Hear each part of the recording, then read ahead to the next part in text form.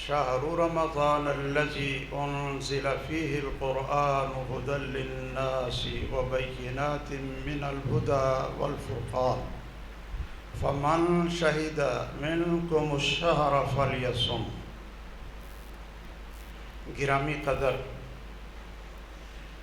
سامعین، بہت ہی مکرم و محترم میرے بزرگ اور بڑے پیارے بچے، اللہ عز و جلال یہ چند منٹ کا انشاءاللہ بیٹھنا، اس سے اللہ تعالی ہم سب کو فائدہ عطا فرمائے۔ یاد رکھیے، آپ سب جانتے بھی ہیں کہ شاید 8 دن یا 9 دن رہتے ہیں کہ ایسا مہینہ شروع ہونے والا ہے کہ اللہ عز و جلال اس کی رحمت، اس کی بخشش اور اللہ کے فضل و کرم سے ایک ایک لمحہ وہ قیمتی ہوتا ہے، اور اللہ تعالیٰ جنت کے دروازے کھول دیتے ہیں اور جہنم کے دروازے وہ بند کر دیتے ہیں۔ جنت کے 8 دروازے ہیں، 8 کے 8 کھول دیتے ہیں، اور جہنم کے وہ کتنے؟ 7 دروازے ہیں، سارے بند کر دیتے۔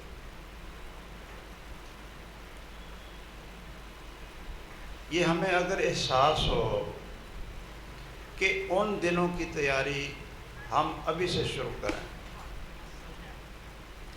اس لیے کہ اللہ کی رمضان المبارک میں یہ رحمت، یہ بخشش، وَلِلَّهِ عُتَقَاءُ مِنَ النَّارِ وَذَلِكَ فِي كُلِّ يَوْمٍ وَلَيْلَةٍ، کہ اللہ عز و جلال رمضان کے شروع سے، رمضان یہ مغرب کی نماز کے وقت شروع ہوتا ہے۔ آپ جانتے ہیں کہ جو اسلامی تاریخ ہے وہ شام کو بدل جاتی ہے، یعنی سورج جب غروب ہو تو تاریخ بدل جاتی ہے۔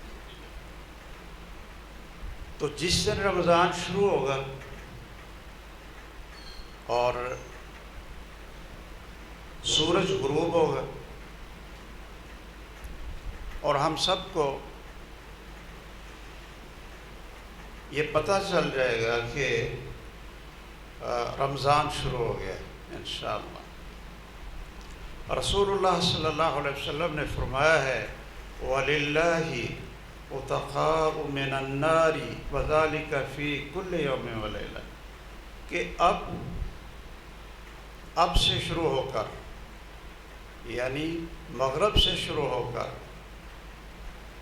آخر رمضان تک اللہ عز و جلال ہر روز، ہر دن، یعنی 24 گھنٹے ہر روز اپنے بندوں کو جہنم سے آزاد کرتے ہیں۔ وَذَلِكَ فِي كُلِّ يَوْمٍ وَلَيْلَةٍ،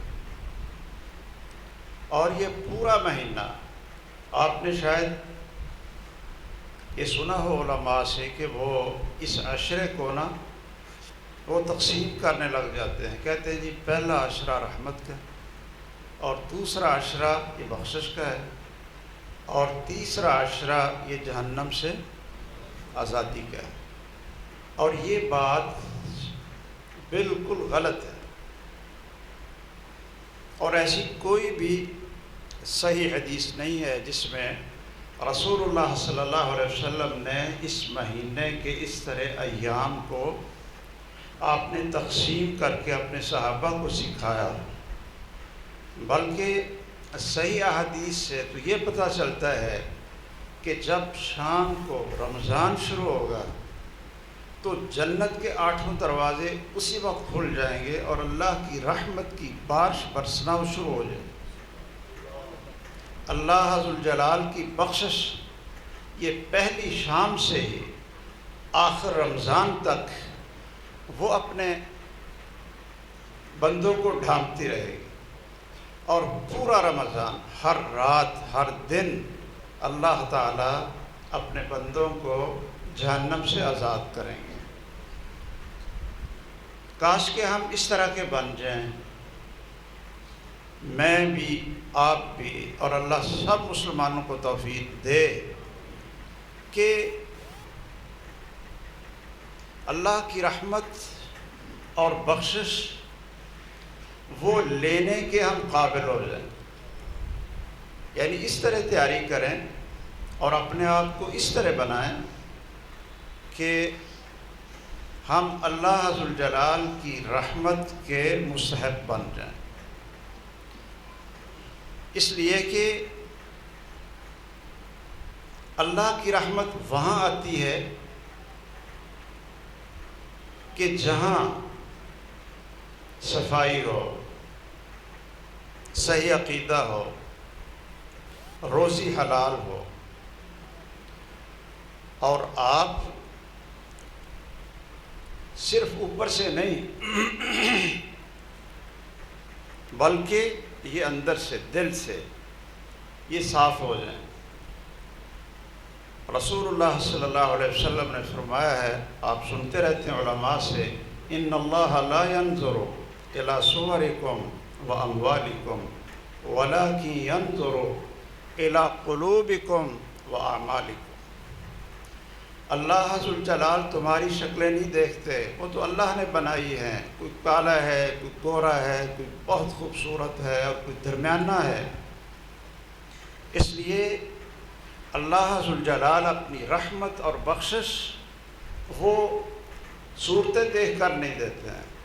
ولا الی اموالکم، اور نہ اللہ تعالیٰ یہ کسی کا مال اور دولت دیکھتے ہیں کہ اگر بہت زیادہ ہے تو اس کو بخش دو، اور اگر نہیں اس کے پاس دولت اس کو جہنم میں پھینکو. یہ معیار نہیں. تو اللہ ذوالجلال کہاں دیکھتے ہیں؟ وَلَكِنْ يَنْظُرُ إِلَىٰ قُلُوبِكُمْ. آپ کا دل کیسا ہے؟ آپ کا دل کیسا ہے؟ وَأَعْمَالِكُمْ، اور آپ کے کام کیسے؟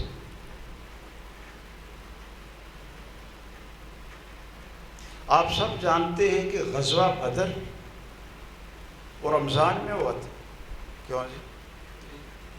اور یہ جو 70 کافر بڑے بڑے ان کے سورمے اور بڑے بڑے ان کے امام ابو جہل جیسے اور ان کے جتنے بھی ساتھی، وہ بڑی چڑھائی کر کے میدان بدر میں آئے تھے. یہ رمضان کا مہینہ تھا. تو رسول اللہ صلی اللہ علیہ وسلم نے فرمایا جب ان کی لاشیں وہ کھینچ کر ایک کنویں میں ڈال دی گئیں، ان سب کی لاشیں ایک کنویں میں ڈال دی گئیں. رسول اللہ صلی اللہ علیہ وسلم کنارے پر کھڑے ہوئے اور فرمانے لگے، هل وجدتم ما وعد ربکم حقا، کہ اللہ نے جو مجھ سے وعدہ کیا تھا وہ اللہ نے پورا کر دیا. یہ تم بتاؤ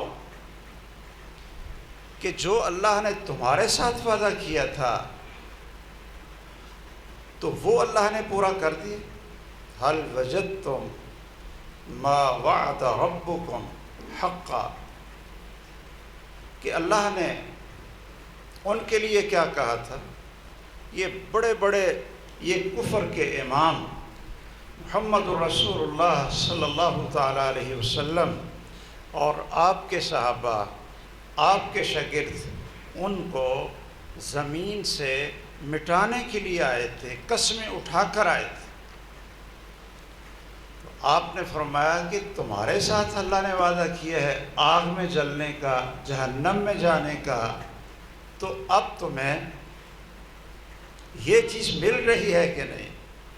سیدنا عمر رضی اللہ تعالیٰ عنہ کہتے ہیں اے اللہ کے رسول صلی اللہ علیہ وسلم کیف تکلم اجسادا لا ارواح لها، اے اللہ کے رسول صلی اللہ علیہ وسلم یہ تو مردہ ہیں، یہ آپ کی بات سنتے ہیں؟ یہ تو مردہ ہیں اور مردہ کسی کی بات نہیں سنتا۔ تو رسول اللہ صلی اللہ علیہ وسلم نے فرمایا اب اللہ ذوالجلال نے ان سے انتقام لینے کے لیے اور اللہ ذوالجلال نے مومنوں کو آنکھوں سے دکھانے کے لیے اللہ نے ان کے اندر اب سننے کی طاقت وہ اللہ نے پیدا کی ہے، تو تم ان سے زیادہ نہیں سنتے ہو اس وقت۔ اس سے پتہ چلتا ہے کہ انسان کے مرنے کے بعد بھی جس کو اللہ چاہے وہ اس کو سنا دیتا ہے اور جس کو اللہ نہ چاہے اس کو نہیں سناتا۔ تو ان کا سنانا صحیح بخاری میں ہے کہ ما انتم باسمع منکم الآن، یہ لفظ آپ نے ذہن میں رکھنا ہے، الآن، کہ اب اس وقت یہ آپ کی طرح ہی سن رہے ہیں۔ اس کا معنی ہے کہ اس سے پہلے اور اس کے بعد یہ کوئی چیز نہیں سنیں گے، کوئی چیز نہیں سنیں گے۔ امام قتادہ اس روایت کو بیان کرتے ہیں اور آخر میں کہتے ہیں فَأَحْيَاهُمُ اللَّهُ حَسْرَةً وَنِقْمَةً، کہ اللہ نے 2-4 منٹ کے لیے ان کے اندر روحیں واپس کی، ان کو زندہ کیا تاکہ یہ حسرت اور جو اللہ نے اہل ایمان کو ان سے انتقام لے کر اہل ایمان کے دلوں کو ٹھنڈا کیا، یہ ان کو پتہ چل جائے۔ تو خیر میں یہ عرض کر رہا تھا کہ کوئی بھائی یہ نہ سوچے کہ جی رمضان میں تو جہنم کے دروازے بند ہیں، تو یہ جو بدر میں ان کے 70 یہ سور میں مارے گئے تھے، تو کیا وہ جہنم میں گئے تھے کہ نہیں؟ اللہ نے ان کو آگ سے چلایا۔ اور یہ جو انعام ہے کہ اللہ جنت کے دروازے کھول دیں اور جہنم کے بند کر دیں، یہ صرف اہل ایمان کے لیے یہ خوشخبری ہے، ہر ایک کے لیے نہیں، ہر ایک کے لیے نہیں ہے، وہ صرف مسلمانوں کے لیے خوشخبری ہے۔ لیکن یہ ضروری ہے کہ جب پانی برستا ہے، جب بارش ہوتی ہے، تو بارش وہ ایک جیسی ہو رہی ہے، کہ میٹھا پانی ہے اور بڑا خوبصورت پانی ہوتا ہے بارش کا، تو نیچے زمین میں فرق ہوتا ہے، یعنی بارش ایک ہی ہے۔ اگر یہ ایکڑ آپ کا وہ پتھریلا ہو یا شور زدہ ہو، جس کو آپ کلر کہتے ہیں نا، جو سارے کا سارا سفید نظر آ رہا ہے کہ یہ ایکڑ کیا ہے، یہ کلر والا ہے، اور اس کے ساتھ وہ اچھا ہے، اس کی مٹی اچھی ہے، سارا کچھ اس کا اچھا ہے، نرم ہے، تو کیا ہوگا؟ یہ بارش دونوں پہ برابر برسے گی، لیکن جو شور والا ہے اور پتھریلا ہے، یہ اس حصے کو بارش برسنے سے کوئی فائدہ نہیں ہوگا، وہاں کوئی چیز نہ اگے گی۔ آپ اس میں بیج بھی ڈال دیں تو وہ بھی آپ کا ضائع ہو جائے، وہ اس قابل نہیں ہے کہ اس کو میٹھا پانی بھی دیا جائے تو اس کے اندر کوئی چیز وہ اگ جائے۔ لیکن جو دوسرا علاقہ ہے، دوسرا حصہ ہے، زمین اچھی ہے، نرم ہے، اور آپ کہتے ہیں جی یہ فلاں علاقے کی زمین یہ بڑا یہ نا ذخیرہ یہ دیتی ہے، 70 من 1 ایکڑ سے گندم آ جاتی ہے۔ یہ ایسی اقسام بھی آئی اس کی۔ اور ایک ہے کہ وہاں بھی بارش ہوئی ہے، وہاں یہ ایک بھی نہ پھل اگا ہے، نہ کوئی کھیتی ہوگی ہے، کوئی چیز نہیں۔ اسی طرح اللہ ذوالجلال کی رحمت تو برسے گی، اللہ کی بخشش بھی برسے گی۔ ہر روز 24 گھنٹے اللہ ذوالجلال اپنے بندوں کو جہنم سے آزاد بھی کریں گے، لیکن اللہ ذوالجلال نے یہ دیکھنا ہے کہ ہماری زمین کیسی ہے۔ یہ جو انسان مٹی کا بنا ہوا ہے اور اس کا دل ہے، یہ کیسا ہے؟ حضرت عبداللہ ابن مسعود کہتے ہیں رضی اللہ تعالیٰ عنہ، ان سے کسی نے پوچھا کہ کیف کنتم تستقبلون رمضان، کہ آپ کے دور میں، یعنی صحابہ کے دور میں، رسول اللہ صلی اللہ علیہ وسلم کے دور میں جب رمضان آتا تھا تو رمضان سے پہلے آپ اس کا استقبال کیسے کرتے؟ کیف کنتم تستقبلون رمضان، یہ کیسے اس کا استقبال کرتے تھے؟ اب شاید ہم بھی اس کے لیے تیاری کرتے ہیں، کیوں جی؟ کہتے ہیں سوہرے مہینے میں یہ پکوڑے بنانے ہیں اور بھی پتہ نہیں کیا کیا بنانا ہے، تو یہ چیزیں لے کر رکھ، گھی لے کر رکھ لو، تیل رکھ لو جی، وہ نا اس میں وہ تلنے ہیں، یہ پکوڑے بھی اور کھجوریں بھی رکھ لو بھائی، اس لیے کہ اس کے ساتھ ہم روزہ افطار کریں۔ لیکن ہم دل کو دیکھتے ہی نہیں ہیں کہ یہ ہمارا دل کیسا ہے، اللہ کی رحمت لینے کے قابل بھی ہے کہ نہیں؟ یہ کوئی اس کو جھانک کر دیکھتا ہی نہیں۔ عبداللہ ابن مسعود کہتے ہیں کہ ہم اس طرح استقبال کرتے تھے کہ اپنے دلوں کو رمضان شروع ہونے سے پہلے دیکھتے تھے کہ دلوں میں حسد ہے، کینہ ہے کسی سے، یہ کسی سے بغض ہے اور کسی سے نفرت ہے، اور اس دل کے اندر نفاق ہے، نفاق کی بیماریاں ہیں، یہ دل کے اندر یہ ظلم ہے اور زیادتی بھی ہے، یہ ساری بیماریاں دل میں ہوں تو کیا اس دل میں اللہ کی رحمت، اللہ کی بخشش اس انسان کے اوپر کیسے آئے گی؟ ان سب بیماریوں سے پہلے، ان سب بیماریوں کو رمضان شروع ہونے سے پہلے آپ ختم کریں۔ آپ ایسا کریں کہ رمضان شروع ہونے سے پہلے آپ اپنے سارے خاندان کی، جتنے آپ کے قریبی ہیں، بہن ہے، بھائی ہیں، بھتیجے ہیں، یعنی جو قریبی رشتہ دار ہیں، آپ ان کے لیے کھانا پکاؤ کہ بھئی رمضان شروع ہونے لگا ہے تو آئیے ایک دفعہ ہم سارے کے سارے اکٹھے ہو جائیں اور ایک دوسرے کو ملیں اور اپنے دلوں کو صاف کر لیں۔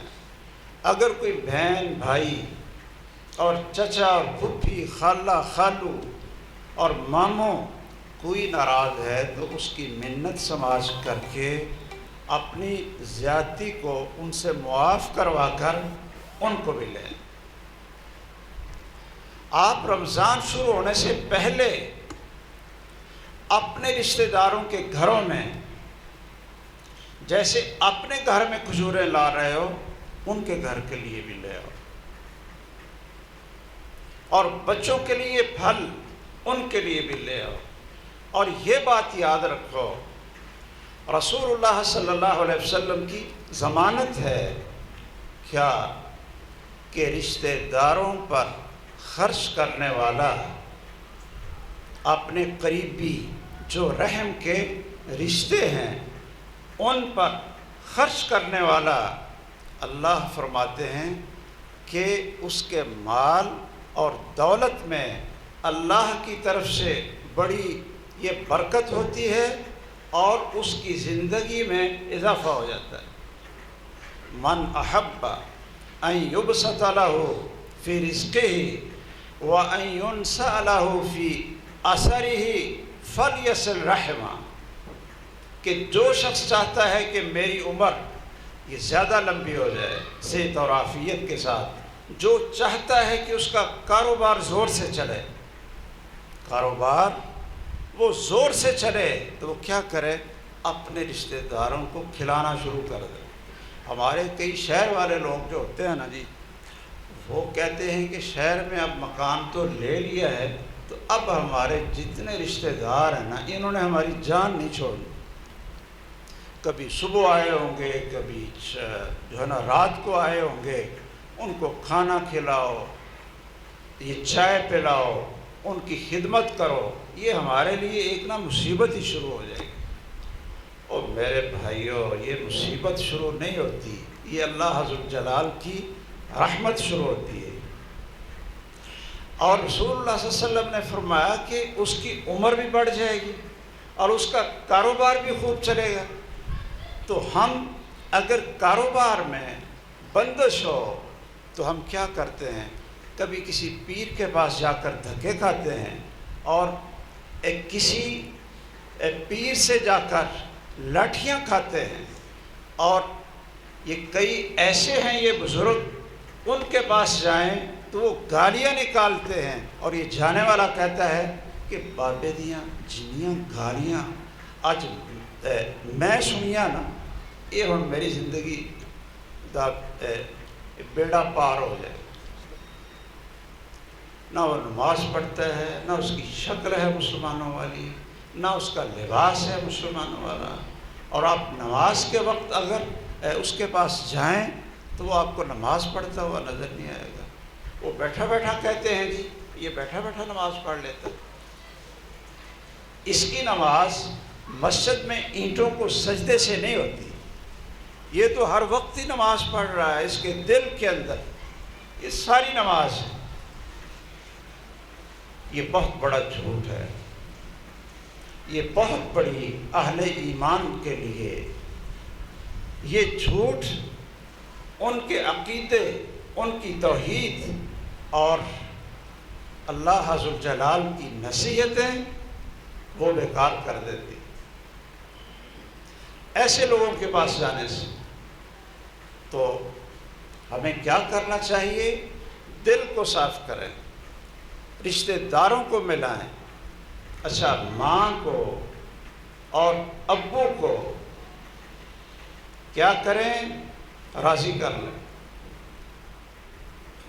اگر کسی کی والدہ اس پر ناراض ہے تو وہ اس کے پاؤں پکڑ لے جاتا ہے کہ بھئی رمضان شروع ہونے والا ہے تو میں جتنے روزے رکھوں، یہ والدین کا نافرمان، باپ کا نافرمان، اپنی جاننے والی یہ امی کا نافرمان، یہ جتنی چاہے تہجد پڑھ لے، روزے رکھ لے، صدقہ خیرات کر لے، لیکن جنت کا دروازہ نہیں کھلے گا، جنت کا دروازہ نہیں کھلے گا، اور نہ ہی اللہ عز جلال راضی ہوں گے۔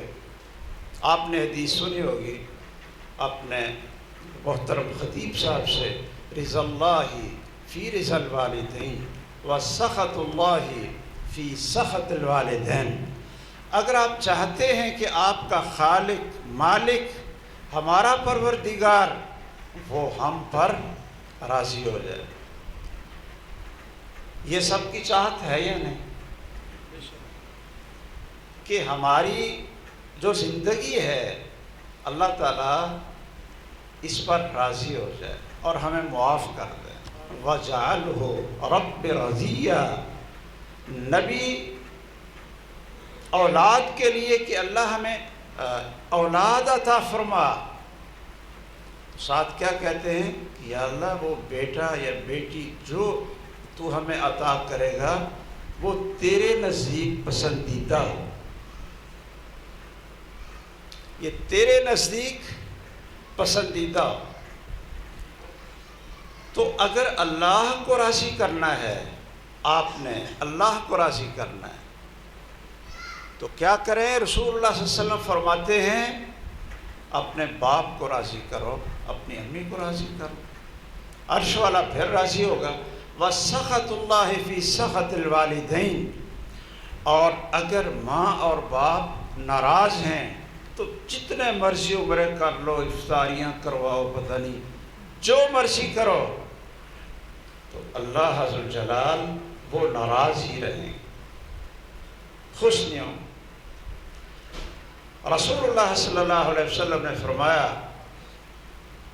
الاب الوالد اوسط ابواب الجنہ، کہ جو باپ ہے یہ جنت کے 8 دروازوں میں جو سب سے خوبصورت اور سب سے افضل دروازہ ہے وہ آپ کا باپ ہے۔ آپ اس کو خوش کر لو، آپ کے لیے جنت کے 8 دروازوں سے سب سے خوبصورت دروازہ وہ کھل جائے گا، آپ جنت میں چلے جاؤ۔ اوسط ابواب الجنہ۔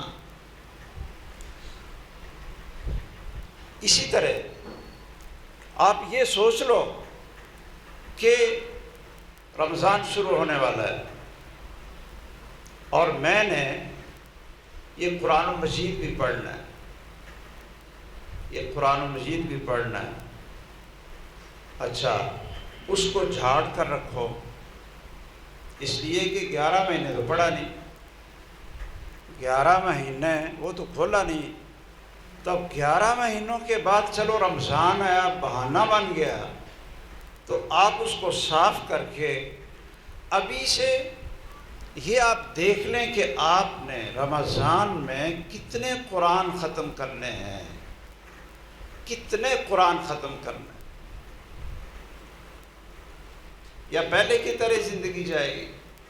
وہ آپ نے ایک ٹیچر کا واقعہ سنا ہوگا کہ وہ کلاس کے بچوں سے کہتا ہے کہ بیٹا ہم یہاں اسکول میں لائبریری بنانی ہے تو ہمیں کتابیں چاہیے، تو آپ ایسا کرو اپنے گھر گئے نا تو وہ کتاب جو آپ کے گھر میں وہ پڑھی نہیں جاتی،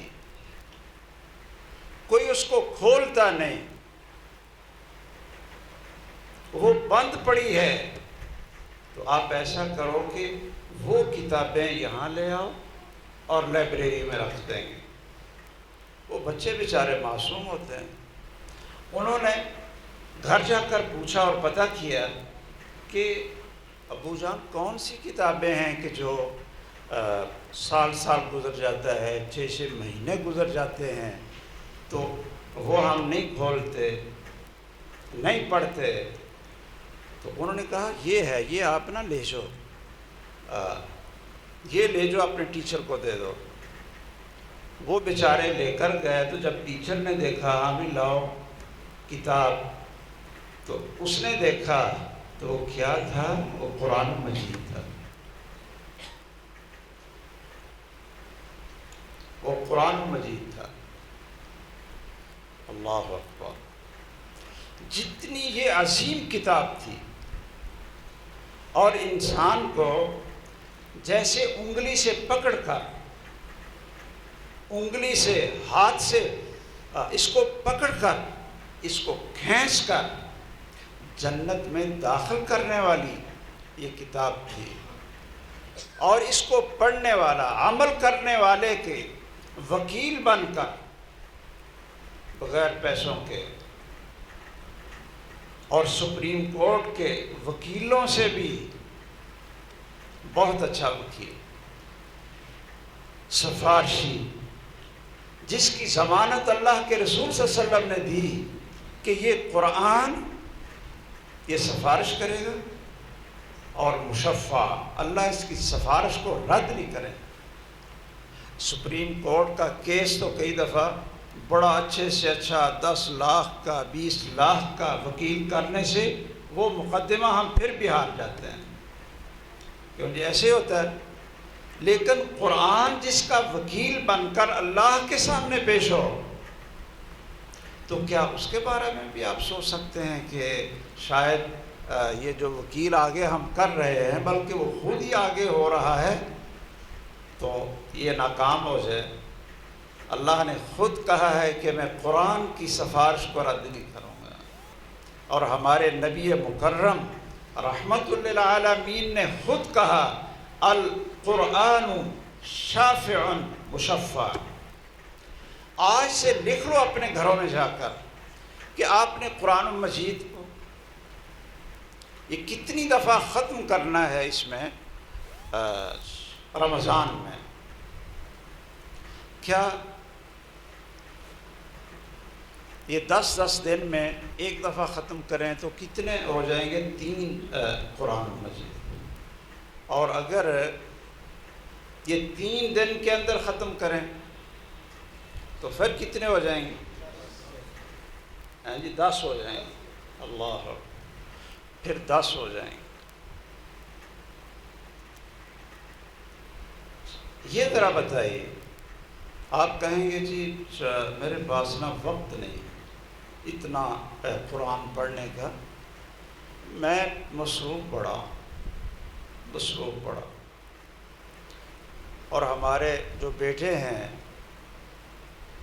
یہ بیچارے اول تو آتے نہیں نماز پڑھنے،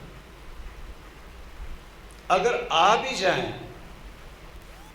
تو سلام پھیرا تو جلدی جیب میں ہاتھ ڈالا، اچھا جی موبائل میں کس کی کال آئی ہے، کیا دیکھوں؟ سلام پھرتے ہی کوئی ذکر اذکار، کوئی خاموشی کے ساتھ اللہ سے التجا اور دعائیں، اللہ کے سامنے رونا اور گڑ گڑانا، فرشتوں کی دعائیں لینا سلام پھیرنے کے بعد، اس کی تو ہمیں ضرورت نہیں۔ یہ موبائل اگر ہم نے نہ دیکھا تو رات کو نیند بھی نہیں آئی۔ یہ بری لعنت ہے، اس نے ہماری نمازوں سے لذت اور سکون کو ختم کر دیا، اس نے ہمارے بچوں کے اخلاق کو برباد کر دیا، ہمارے گھروں کو برباد کیا۔ وہ خامد آتا ہے سارے دن کے بعد اور وہ بیچاری کھانا، کپڑے، صفائی، تو لیکن وہ جب آ جاتے ہیں کھانا کھا کر وہ موبائل لے کر اپنا ادھر کو منہ کر کے وہ اپنا ٹچ کر رہا ہے، اور جو اس کی بیوی بیگم صاحبہ ہیں یہ ادھر منہ کر کے اس کو ٹچ یہ کر رہے ہیں۔ یہ ہمارا حال ہو تو ہمیں کم از کم یہ چاہیے کہ جی رمضان میں ہم اس موبائل کو استعمال نہیں کریں گے، وہ جو ٹچ والا ہے اس کو استعمال نہیں کریں گے، الا کہ بہت ضروری کام ہو تو آپ دیکھیں گے کہ آپ کا ٹائم کتنا بچتا ہے۔ یہ کئی ساتھی ہمیں کہتے ہیں جی جڑا خصوصاً مجھے کہتے ہیں جی آپ نا خطبہ لیٹ کر دیتے ہیں 5 منٹ کے لیے 10 منٹ کے لیے، اور یہ جو ہمارے قاری صاحب ہیں یہ 10 منٹ میں پہلے نماز پڑھا دیتے تھے، آج پتہ نہیں کیا ہوا کہ 12 منٹ لگ 2 منٹ یہ اوپر ہو گئے۔ اور یہ جو اتنے کاڑے ہیں نا، اتنے کالے کہ اپنی مسجد کے خطیب کو، قاری صاحب کو یہ کہیں گے جی آپ ٹائم کی پابندی کریں، اور ایسے منہ پھٹ ہوتے ہیں کہ نہ عالم کا احترام اور نہ قاری صاحب کا احترام۔ ہمارے ایک شاگرد جاتے ہیں نماز پڑھانے کے لیے تو وہ کہتے ہیں جی میں 6 سیکنڈ وہ جب اس سے آواز آتی ہے نا، یہ گھڑی سے، جی ہاں، وہ کہتے ہیں کہ جب گھڑی کی آواز آئی نا ٹن، تو قاری کو کہاں ہونا چاہیے؟ جب ٹن کی آواز آئے تو یہ قاری کو کہاں ہونا چاہیے؟ مصلی پر۔ اگر نہ ہو سارے کھڑے ہو جائیں گے، صفیں بھی بنا لیں گے، نہ ابھی تکبیر شروع ہوئی، نہ امام نظر آیا اور صف بن گئی۔ اور میرے بزرگوں کبھی آپ نے یہ حدیث نہیں سنی صحیح بخاری کی، اذا اقیمت الصلاۃ فلا تقوموا حتی ترونی قد خرجت۔ آپ نے صحابہ سے کہا کہ جب تکبیر شروع ہو جائے، جب تکبیر شروع ہو جائے تو تم اتنی دیر تک کھڑے نہ ہونا جب تک مجھے نہ دیکھ لو کہ میں نماز پڑھانے کے لیے آیا۔ آپ کسی عالم سے فتویٰ پوچھیں کہ جماعت کے لیے کھڑا ہونا، اس کے لیے دو شرطیں ہیں، ایک تکبیر شروع ہو جائے اور دوسری جس نے نماز پڑھانی ہے وہ نظر آ جائے۔ اگر نماز پڑھانے والا نظر نہیں آیا آپ کو، آپ کھڑے نہ ہوں۔ اگر کھڑے ہوں گے تو رسول اللہ صلی اللہ علیہ وسلم کے حکم کی نافرمانی ہوگی، بیٹھے رہو۔ اور جب تکبیر شروع ہو، یہ دونوں باتیں اچھی طرح یاد کر لو، جب تک یہ تکبیر نہیں ہوتی اور جب تک آپ امام کو آنکھوں سے دیکھ نہیں لیتے کہ وہ آ گیا ہے، اتنی دیر تک لا تقوموا، تم کھڑے نہیں ہو سکتے۔ یہ بیماری یہ مسجدوں میں بھی آ گئی، ہر جگہ سے آ گئی، یہ پتہ نہیں ادھر ہے کہ نہیں یہ بیماری کے ہو، یہ جب 10 ہو تو سارے کھڑے ہو جاتے، تو یہ اس کی 10 ہی بند کرو۔ میں نے وہاں گلستان کالونی میں جہاں میری رہائش ہے، تو میں نے نا اس کو بند کروا دیا، میں نے بند کروا دی۔ تو وہ شروع میں، اب تو سارے جانتے ہیں، پہلے میں ایک اجنبی تھا آپ کے شہر میں، تو ہمارے کئی بزرگ کہتے میں کھڑا ہوتا تھا اور ٹائم ہو جاتا تھا، لیکن کچھ آدمی ابھی وہ سنتیں پڑھ رہے ہوتے تھے، تو میں کہتا تھا کہ چلو 1-2 منٹ میں یہ تشہد میں بیٹھ جائیں گے تو پھر ہم تکبیر شروع کریں گے، کہ تاکہ اس کی سنتیں پوری ہو جائیں۔ تو کیا قیامت آنے لگی، وہ ایک بزرگ، میں کھڑا تھا، مجھے کہتے ہیں آپ سب ٹائم ہو گیا۔ میں نے کہا ہاں جی بزرگو، اللہ نے مجھے بھی آنکھیں دی ہیں، میں دیکھ رہا ہوں کہ ٹائم ہو گیا، لیکن آپ کے اٹھنے کا ٹائم نہیں ہوا، بیٹھے رہو، مجھے بھی اللہ نے آنکھیں دی ہیں اور میں دیکھ لیتا ہوں۔ وہ جب 2-3 کو ایک دفعہ جھٹکا نا، وہ الحمدللہ وہ ہماری مسجد کا ماحول وہ بدل گیا، لیکن وہ تو میں نے جھٹکا تھا۔ اور جس مسجد میں یہ مسجد کا جو امیر ہے، سیکٹری ہے، پیسے دینے والا ہے، جب اس کی حکمرانی ہوگی تو وہ کیا کہے گا؟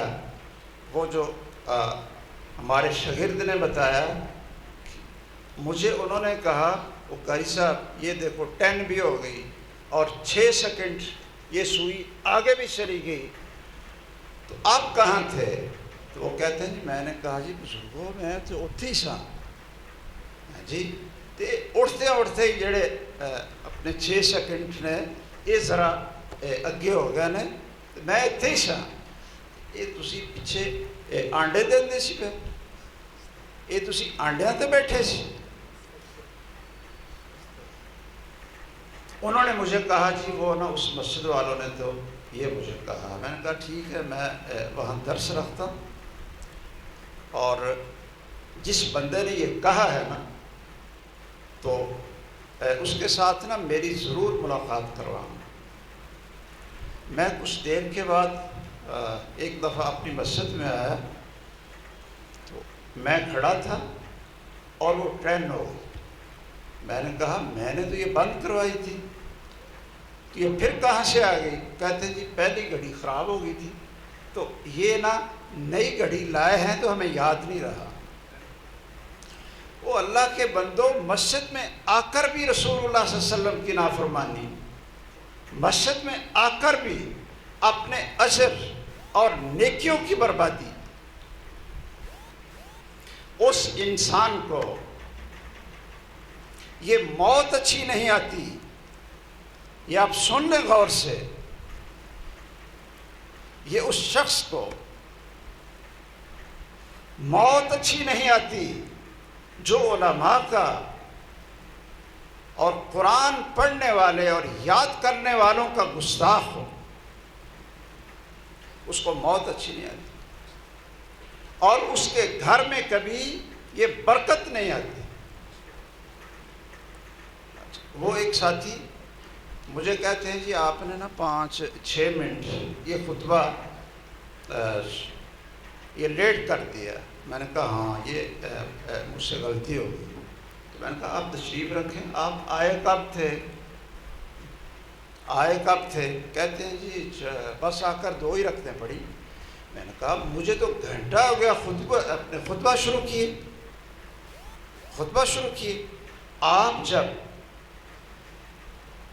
ابتدا میں آئیں تو پھر آپ کے 10 منٹ زیادہ لگیں تو آپ جو ہے نا پھر مجھے کہیں. اللہ اکبر. رمضان میں آپ قرآن سنیں، محبت سے سنیں، محبت سے پڑھیں، اتنا پڑھیں، اتنا سنیں اور اتنا لمبا قیام کریں، اتنا لمبا سجدہ کریں کہ جس طرح محمد رسول اللہ صلی اللہ علیہ وسلم کرتے تھے. اچھا جی کتنی دیر لگتی ہے؟ یہاں وہ قاری صاحب ہیں اپنا، کیوں بھائی یہ ادھر کوئی قاری صاحب ہیں؟ اچھا ماشاء اللہ یہ ہیں قاری صاحب. اچھا بیٹا جی یہ بتاؤ کہ سورۃ بقرہ سے لے کر سورۃ المائدہ یعنی یہ 6 پارے بنتے ہیں، 6.25 پارے بنتے ہیں. یہ کتنی دیر میں پڑھی جا سکتی ہے؟ یعنی آرام سے، نہ زیادہ تیز ہو اور نہ زیادہ لمبے الفاظ کے، یعنی اعتدال میں اچھی ترتیل کے ساتھ. تو یہ سورۃ المائدہ یعنی 6.25 پارے کتنی دیر میں آپ لوگ پڑھ سکتے ہیں؟ اچھا قاری صاحب کہتے ہیں کہ 1.5 گھنٹے میں، 1.5 گھنٹے. تو اب آگے والی بات سنیں. سیدنا حذیفہ کہتے ہیں کہ رسول اللہ صلی اللہ علیہ وسلم ایک رات مسجد میں آ کر تہجد پڑھ رہے. وہ کہتے ہیں میں وضو کر کے ان کے ساتھ کھڑا ہو گیا، وضو کر کے میں بھی یہ آپ کے ساتھ کھڑا ہو گیا. تو آپ نے کیا کیا کہ سورۃ البقرہ شروع کی. یہ پہلی رکعت میں سورۃ البقرہ. وہ کہتے ہیں میں نے سوچا کہ چلو سورۃ البقرہ ختم ہو جائے گی تو آگے رکوع آ جائے گا. وہ کہتے ہیں کہ یہ سورۃ البقرہ ختم ہوئی تو رسول اللہ صلی اللہ علیہ وسلم نے سورۃ آل عمران شروع کر. وہ کہتے ہیں میں تو بڑا تھک، میں نے کہا چلو سورۃ آل عمران ختم ہوگی تو اس کے بعد آپ اللہ اکبر کہہ کر رکوع کریں. وہ کہتے ہیں کہ آپ نے سورۃ نساء شروع کر. کہتے ہیں میں اس کے ختم ہونے کا اور رکوع کا انتظار، وہ ختم ہوئی تو آپ نے المائدہ شروع کر دی. یہ پورا واقعہ صحیح مسلم کے اندر موجود ہے. یہ کیا ہے بھائی؟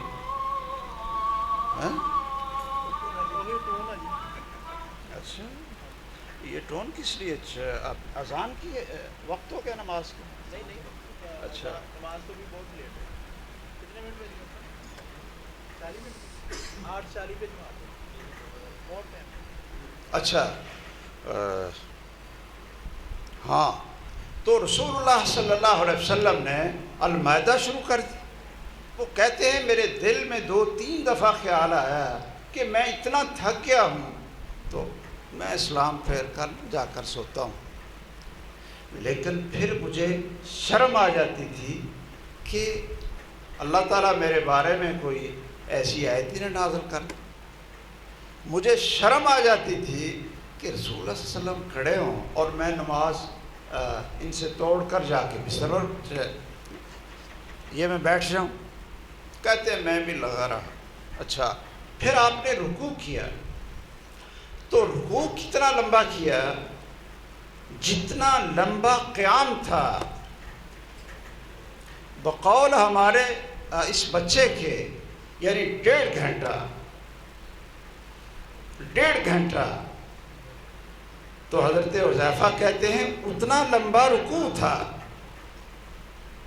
اور وہ فرماتے ہیں کہ جب آپ سجدے میں گئے تو سجدہ بھی اتنا لمبا تھا جتنا لمبا قیام تھا، یعنی 1.5 گھنٹہ۔ آپ پڑھیں نا 2 رکعتیں اور سجدے کو اتنا لمبا کریں تو جسم کی بیماریاں اگر وہ ٹھیک نہ ہوں تو آپ آ کر کسی یہ عالم سے پوچھ لیں۔ اچھا، اتنی 1.5 گھنٹہ رکوع، 1.5 گھنٹہ سجدہ، 1.5 گھنٹہ رات کا قیام، تو کیا انسان کو ہر چیز سے شفا نہیں ملتی؟ یعنی جسمانی طور پر بھی وہ انسان تندرست ہو جاتا ہے، خون کا جو اتار چڑھاؤ ہے وہ اس کے جسم میں اتنی یہ تیزی سے بدلتا ہے کہ 4 گھنٹے 2 رکعتیں پڑھنے کے لیے، اور یہ کرتے کون ہیں؟ محمد رسول اللہ صلی اللہ علیہ وسلم۔ چلو 1.5 گھنٹے کا قیام، رکوع، سجدہ آپ نہیں کر سکتے، آدھے گھنٹے کا کیوں جی؟ یہ زندگی میں کبھی اتنا لمبا سجدہ کیا آپ نے؟ کہ چلو یہ رمضان آ رہا ہے تو رات کو کسی دن آپ یہ 2 رکعتیں پڑھیں اور قیام۔ رسول اللہ صلی اللہ علیہ وسلم کے بارے میں ہماری امی جان رضی اللہ عنہا سیدہ عائشہ صدیقہ بنت صدیق حبیبۃ حبیب اللہ کے محبوب کی محبوبہ، وہ کہتے ہیں کہ آپ اتنا لمبا قیام کرتے کہ پاؤں میں سوزش آ جاتی، تو میں نے کہا کہ آپ کو تو اللہ تعالیٰ نے ہر چیز بخشائی، آپ اپنے آپ کو اتنی تکلیف میں ڈالتے ہیں۔ تو آپ نے کہا عائشہ افلا اکون عبدا شکورا، تو اللہ کا شکر نہ ادا کروں کہ جس نے مجھے اتنی بڑی بڑی نعمتیں عطا کی؟ ہمیں تو اللہ کا شکر ادا کرنا بھی نہیں آتا۔ قرآن سے محبت کرو۔ صحابہ آتے ہیں رسول اللہ صلی اللہ علیہ وسلم کے پاس، جب ان کی شکایت کوئی ہو جاتی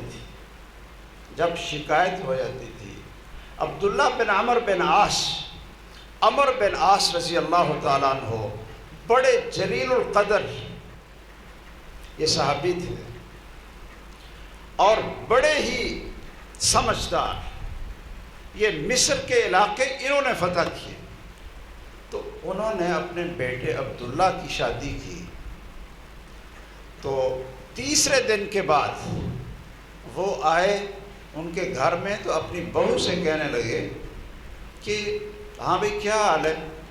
کہتی ہیں اللہ کا شکر ہے۔ تو کہتے ہیں وہ عبداللہ کا کیا حال ہے؟ وہ بیچاری کہتی ہے جی یہ 3 دن ہو گئے، تو وہ عشاء کی نماز کے بعد ہر روز ماشاءاللہ تہجد شروع کر لیتے ہیں اور فجر کی اذان تک لے جاتے ہیں، اور صبح روزہ رکھ لیتے ہیں، صبح سارا دن روزہ اور رات کو تہجد۔ تو مجھے تو 3 دن ہو گئے ہیں، مجھے تو انہوں نے پوچھا ہی نہیں ابھی۔ وہ بڑے پریشان ہوئے کہ اس کو یہ دلہن لا کر دی ہے، دلہن اس کو لا کر دی ہے، یہ کیا کرتا ہے؟ وہ ان سے کہنے کی بجائے رسول اللہ صلی اللہ علیہ وسلم کے پاس چلے گئے اور کہنے لگے اللہ کے رسول اس کو تو بلاؤ، میں نے اس کی شادی کی، بڑے اچھے خاندان کی خاتون ہے، سمجھدار اور خوبصورت وہ خاتون ہے، تو یہ 3 دن ہو گئے ہیں۔ وہ بیچاری کہتی ہے کہ مجھے تو انہوں نے پوچھا ہی، آپ نے بلا لیا، آپ نے بلا لیا اس کو، اور پھر آپ نے بڑی سختی کی، آپ نے فرمایا تیری بیوی کا تیرے اوپر حق ہے، تیری آنکھوں کا تیرے اوپر حق ہے، تیرے جسم کا تیرے اوپر حق ہے، یہ کون سا طریقہ ہے عبادت کا؟ یہ بیوی کا حق کہاں گیا؟ آنکھوں کا، جسم کا حق کہاں گیا؟ وہ سارا پامال کرتے ہیں۔ آپ نے فرمایا کہ آج کے بعد آپ نے قرآن مجید ختم کرنا ہے 1 مہینے میں، 1 مہینے میں 1 قرآن ختم کرنا ہے۔ کہنے لگے اللہ کے رسول صلی اللہ علیہ وسلم میں تو ہر روز ہی ختم کرتا تھا، تو آپ مجھے تھوڑا سا یعنی بڑھا دینا تھوڑا سا۔ آپ نے فرمایا ٹھیک ہے پھر 25 دن میں ختم کر۔ وہ کہتے ہیں جی اور بڑھا دو۔ آپ نے کہا 20 دن میں، کرتے کرتے کرتے کرتے 3 دن پر آئے تو وہ کہنے لگے جی 3 دن سے بھی میں یہ پہلے ختم کر سکتا ہوں۔ آپ نے کہا نا، یہ حد ہے، یہ حد ہے، 3 سے کم دنوں میں آپ قرآن ختم نہیں کر سکتے۔ تو وہ فرماتے ہیں حضرت عبداللہ، وہ کہتے ہیں کہ کاش کہ جو رسول اللہ صلی اللہ علیہ وسلم نے ہمیں تلقین کی تھی نا کہ اتنے دنوں کے بعد آپ نے قرآن ختم کرنا ہے، ہم اس طرح کرتے تو آج یہ بڑھاپے میں ہم پریشان نہ ہوتے۔ لیکن اب یہ بڑھاپا آ گیا اور وہ روٹین ہم نے رکھنی چاہیے، تو اب ہمیں بہت پریشانی ہوتی ہے۔ یعنی صحابہ وہ تھے جو کہتے تھے کہ ہم زیادہ پڑھیں، رسول اللہ صلی اللہ علیہ وسلم کہتے تھے نا اتنا زیادہ نہ پڑھو۔ صحابہ وہ ہیں، آپ کے پیچھے تراویح پڑھی، یہ 3 دن پڑھی ہے نا آپ نے اور صحابہ کو پڑھائی، تو ہر روز صحابہ کیا کہتے تھے؟ کہتے اللہ کے رسول صلی اللہ علیہ وسلم ابھی تو رات پڑھی، ابھی تو رات پڑھی ہے، تو آپ ہمیں اور پڑھائیں۔ لو نفلتنا بقیۃ لیلتنا ہذہ، اے اللہ کے رسول صلی اللہ علیہ وسلم ہمیں اور پڑھاؤ، ابھی رات پڑھی ہے۔ اچھا یہ ہو سکتا ہے کہ آپ کہیں جی ویلے لوگ تھے وہ، کیوں جی وہ کیا تھے؟ ویلے۔ او بھائی ویلے کیسے تھے؟ ایک ایک کی 4 بیویاں تھیں۔ آپ کسی صحابی کا نام لیں اور خلفائے راشدین میں کسی کا نام لیں کہ جس کی صرف ایک ہی بیوی ہو اور اسی سے اولاد ہو، کیوں جی؟ تو آپ کہتے ہیں ویلے تھے۔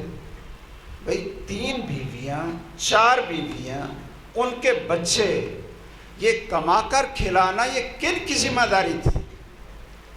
اگر آپ کہتے ہیں ویلے تھے،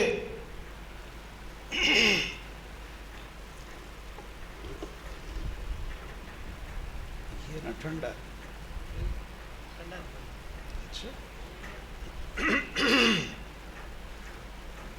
سیدنا عمر بن خطاب رضی اللہ تعالیٰ ایک کنے کے ویلے سن تھے، ساری دنیا کے ساتھ انہوں نے جنگ شروع کی ہوئی ہے، ایسے تھا نا، کیسر اور کسرا ان کے تختوں پر عمر بن خطاب کے دور میں قبضہ ہوا تھا۔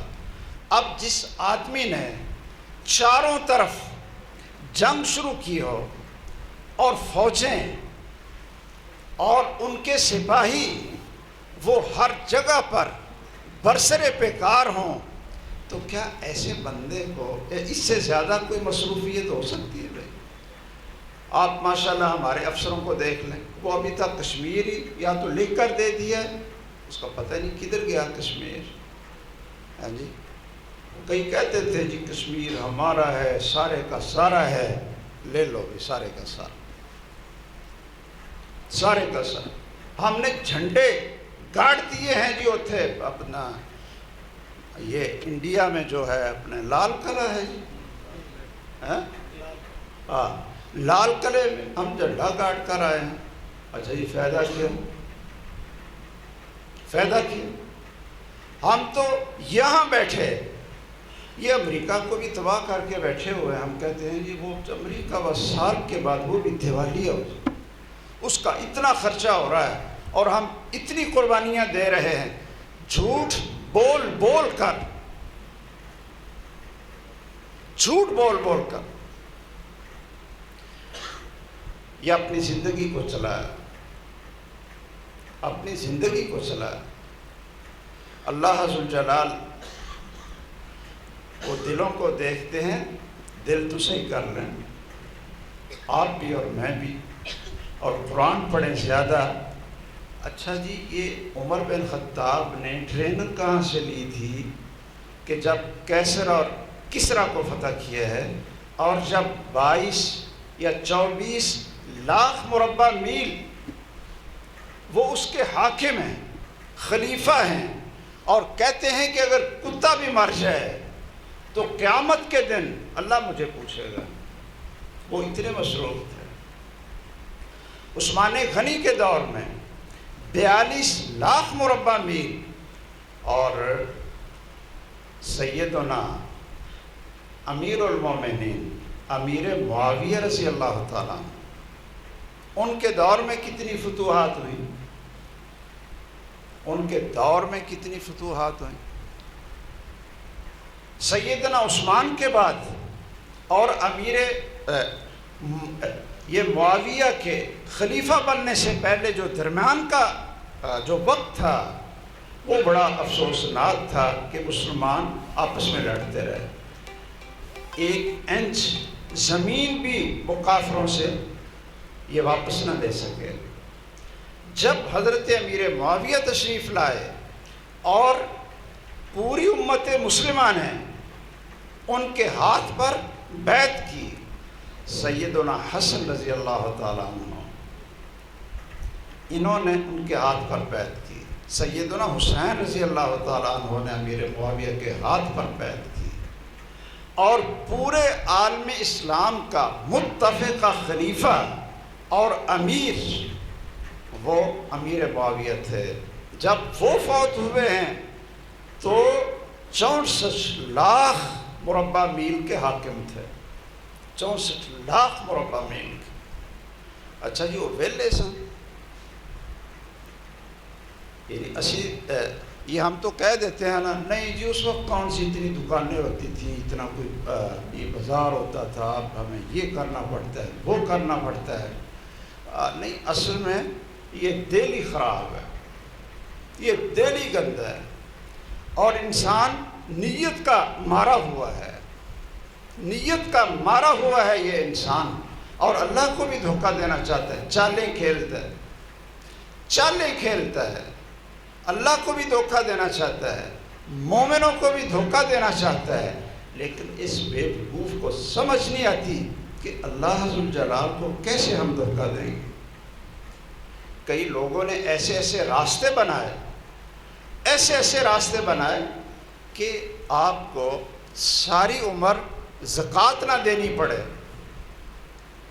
کیوں جی؟ آپ کو بتاؤں ایک طریقہ کہ اگر آپ کے پاس جتنا بھی سونا ہے نا، تو آپ ایسا کریں کہ 11 مہینے کے بعد وہ اپنی بیگم صاحبہ کو کہہ دیں کہ یہ جو سارا سونا تھا نا، یہ میں نے آپ کو تحفہ دیا۔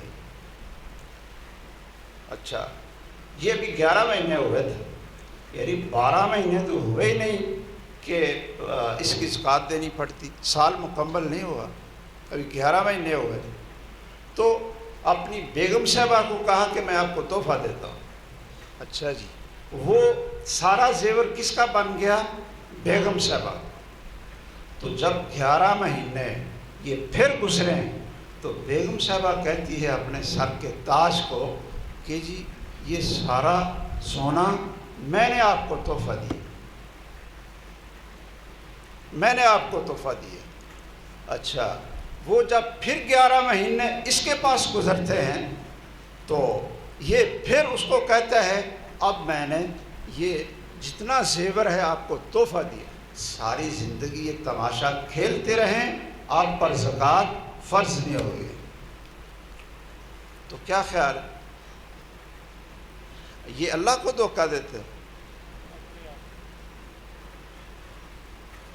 اس طرح مال بچانا چاہتے ہیں، آپ مال کی چوری کر لیں، آپ کو حد نہیں لگے گی۔ اس طرح مولویوں نے اور بعض فقیہوں نے اس امت کے اندر اللہ کا خوف اور ایمان پھینس لیا۔ بڑا آسان طریقہ میں آپ کو بتاؤں، کہ 2 بندے وہ ہو جائیں، اپنا آپس میں متفق ہو جائیں، ایک وہ کسی کے گھر کے اندر جائے اور وہاں سے جتنی قیمتی چیزیں ہیں وہ ساری اٹھا کر اس کی اپنے باندھ کر کپڑے میں تو وہ نا دیوار کے اوپر رکھ دے، اور دوسرا بندہ وہ باہر کھڑا ہو تو وہ دیوار سے اٹھا لے۔ اب جو اندر گیا تھا تو اس نے پورا تو گھر سے نہیں نکالا تھا، اس لیے اس کا ہاتھ بھی نہیں کٹے گا، اور یہ جو باہر کھڑا تھا یہ تو اندر گیا ہی نہیں، یہ تو اندر گیا ہی نہیں، اس لیے اس کا ہاتھ بھی نہیں کٹے گا۔ تو ماشاءاللہ کیسا طریقہ ہے یہ؟ اس دل سے گند کو نکالو۔ جس کو قرآن پڑھنے میں مزہ نہ آئے، قرآن سننے میں مزہ نہ آئے، جس کو روزہ رکھنے میں مزہ نہ آئے، جس آدمی کو رات یہ تہجد پڑھنے کے لیے اس کو لطف نہ آئے، اور جس کو بندوں کی خدمت کے لیے، بندوں کی، اللہ کے بندوں کی خدمت کے لیے اس کو سرور نہ آئے، تو سمجھ لیں کہ اس کا دل وہ کالا ہو گیا ہے۔ وہ رو رو کر اللہ سے استغفار کرے۔ صحت مند آدمی فارغ لیکن نماز نہیں پڑھتا، کیوں جی؟ گھر میں بیٹھا ہے، مجلس میں بیٹھا ہے، یہ مسجد کے باہر ہے، مسجد میں نہیں آتا، کیوں جی مسجد میں نہیں آتا؟ کہتا ہے جی بس نا بڑی منو آواز آ رہی ہوتی ہے۔ سارا سال گزر جاتا ہے، قرآن نہیں پڑھتا، وہ کہتا ہے دل نہیں چاہتا، دل نہیں چاہتا، روزے نہیں رکھتا، کہتا ہے جی میں کہیں ماری نہ جاؤں۔ ایک میرے پاس وہ ڈرائیور ہم نے رکھا کچھ دیر کے لیے، جب رمضان آتا تو پہلا رمضان آیا تو اس نے اپنا یہ طلبہ کے سامنے وہ نا دوپہر کو کوئی چیز کھا رہا تھا، تو انہوں نے مجھے بتایا، تو میں نے اس کو بولا، میں نے کہا آپ اللہ کے بندے آپ روزہ نہیں رکھتے؟ نوجوان ہیں آپ ماشاء اللہ۔ تو کہتے ہیں جی مجھے اتنا ڈر ہے کہ اگر میں نے روزہ رکھا نا تو میں بھوکا اور پیاسے ہی مر جاؤں۔ تو میں نے کہا بڑی اچھی بات ہے، روزے کی حالت میں اگر جو بندہ مر جائے جی تو یہ بڑی سعادت ہے۔ وہ اس کی میں نے جھجک اتاری، میں نے کہا کہ میں آپ کے ساتھ ہوں، جب آپ سمجھے نا کہ آپ یہ فوت ہونے لگے ہیں تو میں انشاءاللہ یہ آپ کا بندوبست کروں گا، تو آپ رکھیں روزہ۔ یہ تو حال ہے جی ہمارے نوجوانوں کا، بیٹیوں کا، بیٹوں کا، ہمارا اپنا ہم کہتے ہیں قاری صاحب کو، قاری صاحب یہ آپ نے پارا آدھا پڑھ لو، یا اگر پورا پڑھنا ہے تو ایسا کرو کہ ذرا وہ جو ٹرین چلتی تھی بڑی تیز ہوتی تھی، پتہ نہیں یہ تیز گاں، وہ قاری صاحب وہ جڑا ہے نا اپنا یعنی وہ لگاؤ ایسا کہ یعلمون تعلمون، ایک حافظ کے پیچھے میں بھی کھڑا ہو گیا۔ حقیقت ہے کہ مجھے یہ نہیں پتہ چلا تھا کہ اس نے شروع کہاں سے کیا اور اس نے ختم یہ کیسے کیا۔ یہ قرآن کا مذاق ہے، اور آپ کی وجہ سے وہ بشارہ کرتا ہے قاری، آپ سے ڈرتا ہے کہ انہوں نے مجھے فارغ کر دینا، انہوں نے فارغ کر دینا ہے تو میری یہ روزی روٹی گئی۔ اصل مجرم آپ ہیں، ہم ہیں جو 2 منٹ اوپر ہو جائیں تو ہم اس کی کلاس شروع کر دیتے ہیں۔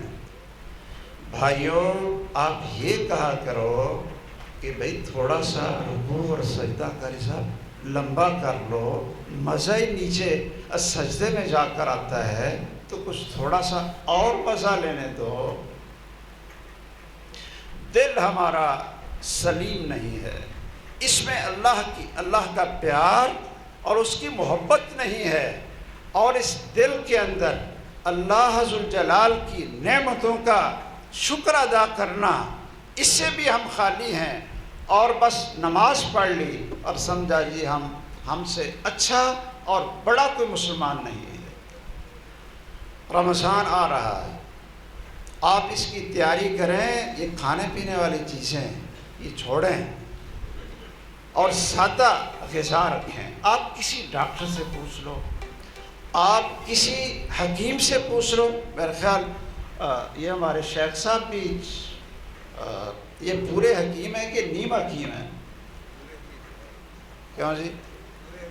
اچھا، پورے حکیم ہیں۔ وہ ہمارے وہ ساتھی ہیں مولانا ارشاد الحق عصری حافظہ اللہ ان کو سلامت رکھے، تو وہ بھی کئی نسخے نا بتاتے رہتے ہیں، تو میں ان سے مذاق میں کہتا ہوں کہ ماشاءاللہ عصری صاحب بھی نیم حکیم۔